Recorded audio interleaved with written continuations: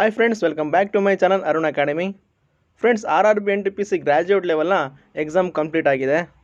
So ನಾವು ಈ ವಿಡಿಯೋದಲ್ಲಿ RRB NTPC ಕಟ್ ಆಫ್ ಎಷ್ಟು, ಸೇಫ್ ಕೋರ್ ಏನಾಗಿರುತ್ತೆ, ಹಾಗೆ ಈ ಎಕ್ಸಾಮ್ಗಳ ಕೀ ಆನ್ಸರ್ನ ಯಾವಾಗ ಬಿಡ್ತಾರೆ ಅನ್ನೋದನ್ನ ಈ ವಿಡಿಯೋದಲ್ಲಿ ಡಿಸ್ಕಷನ್ ಮಾಡೋಣ.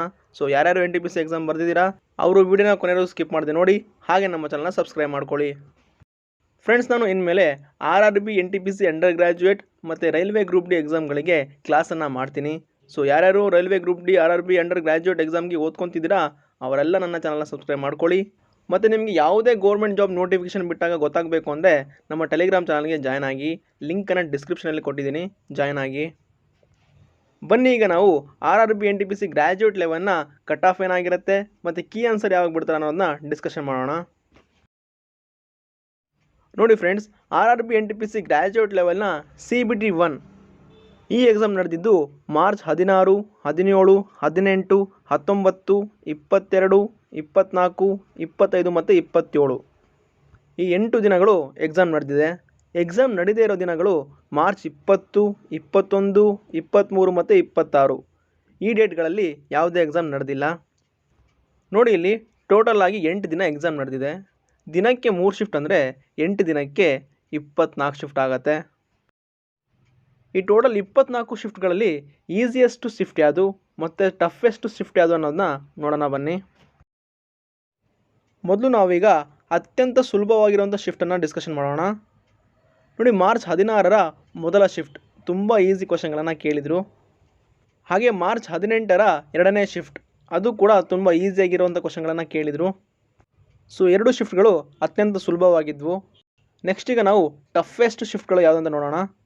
ಮಾರ್ಚ್ 27ರ ಮೊದಲನೇ ಮತ್ತು 3ನೇ ಶಿಫ್ಟ್ ತುಂಬ ಟಫ್ ಆಗಿದ್ವು ಕ್ವಶನ್ಗಳು. ಹಾಗೆ ಮಾರ್ಚ್ 25ರ ಎರಡನೇ ಶಿಫ್ಟ್, ಹಾಗೆ ಮಾರ್ಚ್ 18ರ 3ನೇ ಶಿಫ್ಟ್, ಹಾಗೆ ಮಾರ್ಚ್ 24ರ ಎರಡನೇ ಶಿಫ್ಟ್ ಮತ್ತು ಮಾರ್ಚ್ 22ರ ಮೊದಲ ಶಿಫ್ಟ್. ಇವಿಷ್ಟು ಶಿಫ್ಟ್ಗಳು ತುಂಬ ಟಫ್ ಆಗಿರೋಂಥ ಕ್ವಶನ್ಗಳನ್ನು ಕೇಳಿದರು. ಮ್ಯಾಥ್ಸಲ್ಲಿ, ರೀಸನಿಂಗಲ್ಲಿ ಮತ್ತು GK ಗಳಲ್ಲೂ ಕರೆಂಟ್ ಅಫೇರ್ಸ್ಗಳನ್ನು ಜಾಸ್ತಿ ಕೇಳಿದರು. ಸೊ ಹಾಗಾಗಿ ಈ ಶಿಫ್ಟ್ಗಳು ತುಂಬ ಟಫ್ ಆಗಿದ್ವು. ಯಾರ್ಯಾರು ಎಕ್ಸಾಮ್ ಬರೆದಿರ್ತಾರೆ ಅವ್ರಿಗೆ ಗೊತ್ತಿರುತ್ತೆ.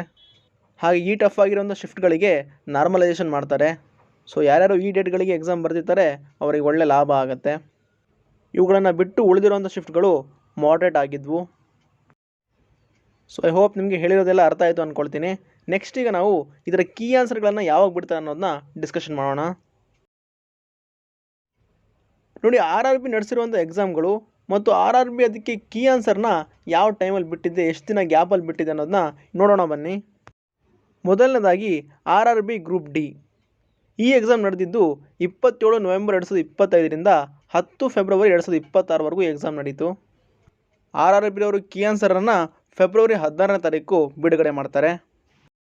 ನೋಡಿ, ಎಕ್ಸಾಮ್ ಮುಗಿದಿದ್ದು ಫೆಬ್ರವರಿ 10ನೇ ತಾರೀಕು, ಆನ್ಸರ್ ಕೀ ಬಿಟ್ಟಿದ್ದು ಫೆಬ್ರವರಿ 16ನೇ ತಾರೀಕು. ಸೊ 6 ದಿನಗಳ ಗ್ಯಾಪಲ್ಲಿ ಕೀ ಆನ್ಸರ್ನ ಬಿಟ್ಟಿದ್ದಾರೆ. ನೆಕ್ಸ್ಟ್ ನೋಡಿ, RRB ALP ಇದರ ಎಕ್ಸಾಮ್ ನಡೆದಿದ್ದು ಫೆಬ್ರವರಿ 13ನೇ ತಾರೀಕಿಂದ ಫೆಬ್ರವರಿ 18ನೇ ತಾರೀಕು. ಎಕ್ಸಾಮ್ ಮುಗಿದಿದ್ದು ಫೆಬ್ರವರಿ 18ನೇ ತಾರೀಕು, ಆದರೆ ಕೀ ಆನ್ಸರ್ ಬಿಟ್ಟಿದ್ದು ಮಾರ್ಚ್ 20. ಸೊ 9 ದಿನಗಳ ಗ್ಯಾಪ್.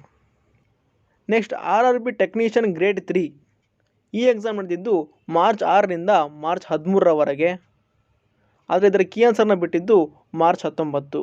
ಇಲ್ಲೂ ಕೂಡ 6 ದಿನಗಳ ಗ್ಯಾಪ್ ಇತ್ತು. ಸೊ ಈ RRBಯ ಪ್ಯಾಟ್ರನನ್ನು ನೋಡಿದಾಗ ನಮಗನ್ಸುತ್ತೆ RRB NTPC ಗ್ರ್ಯಾಜುಯೇಟ್ ಲೆವೆಲ್ನ ಕೀ ಆನ್ಸರ್ ಏಪ್ರಿಲ್ 2 ಅಥವಾ 3ನೇ ತಾರೀಕಿಗೆ ಇದರ ಕೀ ಆನ್ಸರ್ನ ಬಿಡ್ತಾರೆ ಅಂತ. ಸೊ ನನಗೆ ಈ ಪ್ಯಾಟ್ರನ್ನ ನೋಡಿದಾಗ ಏಪ್ರಿಲ್ 2 ಅಥವಾ 3ನೇ ತಾರೀಕು ಕೀ ಆನ್ಸರ್ನ ಬಿಡ್ತಾರೆ. ಸೊ ಅಲ್ಲಿವರೆಗೂ ವೇಟ್ ಮಾಡಿ. ಈಗ ನಾವು ಈ RRB NTPC ಗ್ರ್ಯಾಜುಯೇಟ್ ಲೆವೆಲ್ನ ಎಕ್ಸಾಮ್ನ ಕಟ್ ಆಫನ್ನು ಡಿಸ್ಕಷನ್ ಮಾಡೋಣ. ನೋಡಿ, ಮೊದಲನೇದಾಗಿ ಜನರಲ್ ಕ್ಯಾಟಗರಿಯವರು 73ರಿಂದ 77 ಸ್ಕೋರು ಕಟ್ ಆಫ್ ಆಗಿರುತ್ತೆ. ಹಾಗೆ ಅಲ್ಲಿ ಜನರಲ್ ಕ್ಯಾಟಗರಿಯವರು 78+ ಮಾರ್ಕ್ಸನ್ನು ತಗೊಂಡ್ರೆ 100% CBT 2ಗೆ ಸೆಲೆಕ್ಷನ್ ಆಗಿ ಆಗ್ತಾರೆ. ಸೊ ಇಲ್ಲಿ ಜನರಲ್ ಕ್ಯಾಟಗರಿಯವರಿಗೆ ಸೇಫ್ ಸ್ಕೋರ್ 78+ ಬಂದರೆ ನೀವು ಆರಾಮಾಗಿರ್ಬೋದು, ಸೆಲೆಕ್ಷನ್ ಆಗಿ ಆಗುತ್ತೆ. ನೆಕ್ಸ್ಟ್ ಕ್ಯಾಟಗರಿ OBC ಅವರಿಗೆ 69ಇಂದ 73ವರೆಗೂ ಕಟ್ ಆಫ್ ನಿಲ್ಬೋದು.